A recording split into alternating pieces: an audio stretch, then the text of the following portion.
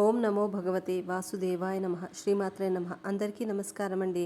శనివారము సాయంత్రం గనక ఇలా చేస్తే ఊహించని అదృష్టం మీకు వరిస్తుంది. మరి ఆ శనివారము సాయంత్రం ఏం చేయాలి అనేది ఇప్పుడు మనం ఈ వీడియోలో క్లుప్తంగా తెలుసుకుందాం. వీడియో మీకు నచ్చితే జస్ట్ ఒక లైక్ చేయండి చాలు. శనిదేవుడు న్యాయదేవతగా పరిగణిస్తారు.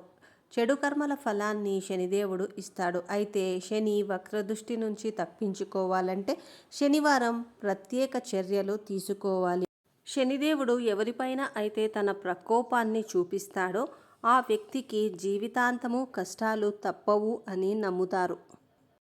శనివారము సాయంత్రము సమయంలో ఏదైనా గుడికి వెళ్ళి అక్కడ ఉన్న రావి చెట్టు దగ్గర ఒక దీపాన్ని వెలిగించండి. దీపం వెలిగించిన తర్వాత ఎవరితోనూ మాట్లాడకుండా నిశ్శబ్దంగా ఇంటికి రావాలి. ఈ పరిహారము చేయడం వల్ల మీ కష్టాలన్నీ త్వరగా తీరిపోయి మీ ఇల్లు సంపదతో నిండిపోతుంది. ఆలయానికి వెళ్ళడం కుదరని వాళ్ళు శనివారం సూర్యాస్తమయం సమయంలో మీ ఇంటి గడప దగ్గర దీపం వెలిగిస్తే కూడా చాలా మంచిది. శనివారము సాయంత్రం వేళ ఈ పరిహారము చేయడం వల్ల కుండలిలో శని దోషం తొలగి శనిదేవుని ప్రసన్నం చేసుకోవచ్చని కొన్ని ప్రత్యేక గ్రంథాలలో చెప్పారు. ఈ పరిహారము చేయడం వల్ల అన్ని కష్టాలు తీరిపోయి అదృష్టం ఒక్క రాత్రితో మేల్కొంటుందని చెబుతున్నారు. శనివారము నాడు ఓం శం శనేశ్వరాయ నమః అనే మంత్రాన్ని పఠిస్తే మీకు ఉన్న శని దోషాలు అన్నీ తొలగిపోయి రాబోయే రోజులలో సుఖ సంతోషాలతో సిరి సంపదలతో జీవిస్తారు. ఆర్థిక ఇబ్బందుల నుండి వెంటనే బయటపడడం కోసం శనివారము సాయంత్రం ఒక కొబ్బరికాయ తీసుకొని ఆ కొబ్బరికాయ పైన కుంకుమతో స్వస్తిక్ గుర్తు వేసి ఇంట్లో పూజ చేసి కొబ్బరికాయను కొట్టండి. ఈ పరిహారము చేస్తే డబ్బు సమస్య నుంచి వెంటనే బయటపడతారు. శనివారం నల్ల కుక్కకు ఆహారం తినిపించండి. దీనివల్ల మీ జాతకంలో రాహుకేతు దోషాలు ఉంటే అవి దూరమవుతాయి. శనివారం నాడు చీమలకు ఆహారంగా బియ్యపిండి పోయడం వల్ల మీ ఉద్యోగంలో పురోగతి లభిస్తుంది. శనివారము రాత్రి ఇంట్లో సాంబ్రాణి పొగ వేయండి. ఇలా చేస్తే మీ ఇంట్లో ధన ప్రవాహం పెరిగి అష్ట ఐశ్వర్యాలతో జీవిస్తారు. శనివారం నాడు రావి చెట్టు మొదట్లో పాలు పోయండి.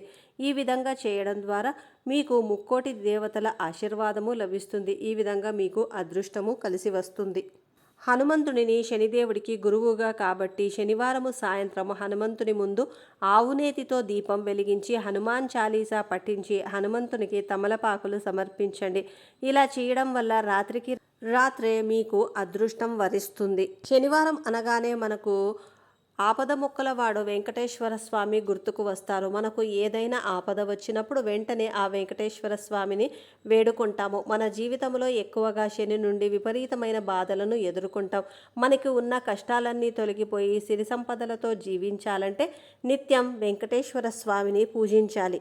శనివారం ఉదయాన్నే నిద్రలేచి దేవుని గది శుభ్రం చేసి వెంకటేశ్వర స్వామి పటాన్ని పూలతో అలంకరణం చేయాలి. తర్వాత బియ్యపిండిలో కాస్త పాలు పోసి ప్రమిదలాగా చేసి ఈ బియ్యపిండి ప్రమిదలో 7 ఒత్తులు వేసి వెంకటేశ్వర స్వామి పటం ముందు పెట్టి వెలిగించాలి. ఇలా 8 శనివారాలు వెంకటేశ్వర స్వామికి పూజ చేస్తే ఆర్థిక ఇబ్బందులు అన్నీ కూడా తొలగిపోయి ఇంట్లో కుటుంబ సభ్యులు అందరూ ఆరోగ్యంగా ఉంటారు. అలాగే మీరు అనుకున్న పనులు అన్నీ కూడా దిగ్విజయంగా జరుగుతాయి. శనివారము వెంకటేశ్వరుడికి ప్రీతికరమైన రోజు. శనివారం నాడు వేకువజామునే నిద్రలేచి శుచిగా స్నానము చేసి తులసి కోట ముందు ఆవునేతితో కానీ నువ్వుల నూనెతో కానీ దీపం వెలిగిస్తే అష్టైశ్వర్యాలు సిద్ధిస్తాయి. ఇలా చేసిన ఇంట్లో లక్ష్మీదేవి ఎల్లప్పుడూ కొలువుంటుందని నమ్మకం. శనివారం సాయంత్రము పూట వెంకటేశ్వర స్వామి ఆలయానికి వెళ్ళి ఆవునీతితో దీపం వెలిగిస్తే మీరు అనుకున్న కోరిక ఏదైనా వెంటనే నెరవేరుతుంది. ఇలా 7 శనివారాలు వెంకటేశ్వర స్వామిని పూజిస్తే వెంకన్న కృప మీ కుటుంబంపై ఎల్లవేళలా ఉంటాయని పురాణ శాస్త్రాలు చెబుతూ ఉన్నాయి. ఎంత కష్టమైన సమస్య అయినా సరే దాని నుండి తొందరగా బయటపడడానికి ఆ కలియుగ దైవం వెంకటేశ్వర స్వామికి ముడుపు కడితే మీరు అనుకున్న కోరికలు నెరవేరడంతో పాటు జీవితాంతం మీకు డబ్బు లోటు లేకుండా కూడా ఉంటుంది. మరి వెంకటేశ్వర స్వామికి ఏ విధంగా ముడుపు కట్టాలో ఇప్పుడు తెలుసుకుందాం. శనివారం రోజు ఉదయము నిత్య దీపారాధన చేసి ముందుగా వినాయకునికి మీ కోరికను చెప్పి స్వామికి ముడుపు కడుతున్నాను, నా సంకల్పం నెరవేరాలని గణపతిని కోరుకోవాలి. తర్వాత ముందుగా ఒక తెల్లని వస్త్రం తీసుకొని దానిని తడిపి పసుపు రాసి ఆరబెట్టాలి. తర్వాత ఆ తెలుపు వస్త్రానికి 4 వైపులా కుంకుమ పెట్టి అందులో 11 రూపాయలు లేదా మీ స్థాయిని బట్టి కొంత డబ్బులు పెట్టి ముడుపు కట్టాలి. ఇలా ముడుపు కడుతున్న సమయంలో మీ సమస్య ఏమిటి, ఎందుకు ముడుపు కడుతున్నారో మనస్ఫూర్తిగా స్వామివారికి చెప్పుకోవాలి. అలా డబ్బు పెట్టిన పసుపు బట్టని 3 ముడులు వేసి స్వామి ఫోటో ముందు పెట్టాలి. మీ కోరిక తీరిన తర్వాత ముడుపుతో దర్శనానికి వస్తాను అని ముందే స్వామివారికి మాట ఇవ్వాలి. ముడుపును మీ పూజ గదిలో ఉంచి 108 గోవింద నామాలు చదువుకోవాలి. ఆ తర్వాత పచ్చకర్పూరముతో వెంకటేశ్వర స్వామికి హారతి ఇవ్వాలి. స్వామివారికి పచ్చకర్పూరం అంటే చాలా ఇష్టం. మీ కోరిక తీరిన అనంతరం ఆ ముడుపు తీసుకొని తిరుమల దర్శనానికి వెళ్ళి ముడుపుతో పాటు కొద్దిగా వడ్డీ కూడా కలిపి స్వామివారి హుండీలో వేయాలి. ఇలా భక్తిగా నమ్మకంగా చేసిన వారి కోరిక తప్పక నెరవేరుతుందని పెద్దల నమ్మకం. చూసారు కదండి ఫ్రెండ్స్, శనివారం రోజు ఏ పనులు చేయడం వల్ల వెంకటేశ్వర స్వామి కరుణ లభిస్తుంది, అలాగే శని రాహుకేతు దోషాలు అన్నీ కూడా తొలగిపోతాయి అనేది ఈ వీడియోలో మనము క్లుప్తంగా తెలుసుకుందాము. మీకు ఈ వీడియో నచ్చి ఉంటే దయచేసి లైక్ చేసి, కొత్తగా మన ఛానల్ని ఇప్పుడే చూస్తుంటే సబ్స్క్రైబ్ చేసుకొని బెల్ ఐకాన్ యాక్టివేట్ చేసుకోండి.